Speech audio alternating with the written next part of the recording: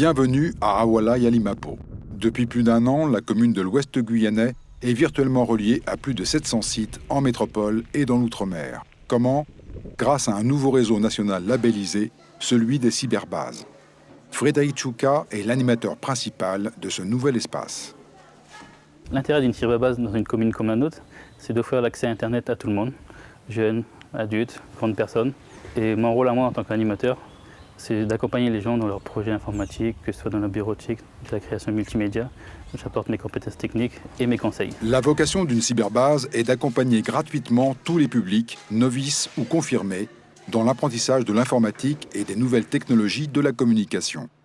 Ainsi, Frédéric Chouka propose toutes les semaines différents ateliers. J'ai fait en sorte de créer un atelier social pour les gens d'Awala qui ne peuvent se déplacer. Ça me permet à moi de leur montrer les démarches en ligne possibles, du genre atelier ANPE, la CEDIC, déclarer ses impôts en ligne, donc, sans forcément se déplacer.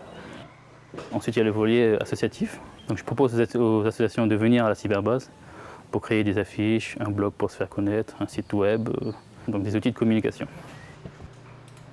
Pour être un animateur compétent, Frédéric Chouka a reçu une formation labellisée, une condition primordiale pour animer une cyberbase.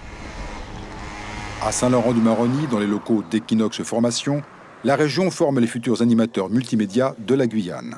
Grâce au financement PRAI, le programme régional d'action innovatrice, 60 animateurs multimédia seront formés sur l'ensemble du territoire guyanais.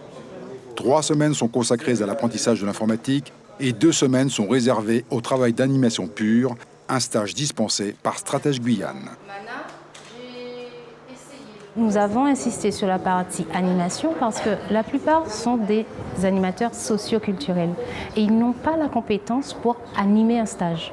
Donc ils ont dû suivre en fait une formation de formateur quelque part pour être compétents en termes d'animation et savoir accueillir tout type de public. Le réseau national des cyberbases couvre 77 départements français. La Guyane en comptera 15 et chaque animateur doit apprendre à en tirer avantage.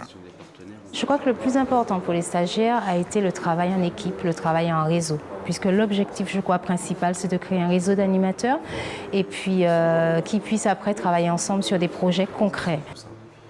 Aujourd'hui, 10 stagiaires reçoivent leur diplôme.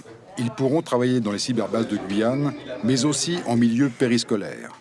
Donc, si vous n'avez jamais touché un clavier, si vous avez besoin de soutien dans un projet informatique, ou si vous cherchez simplement un guide pour surfer sur le net, il y a aujourd'hui des animateurs multimédia formés et compétents en Guyane. Pour les trouver, tapez www.cyber-base.org.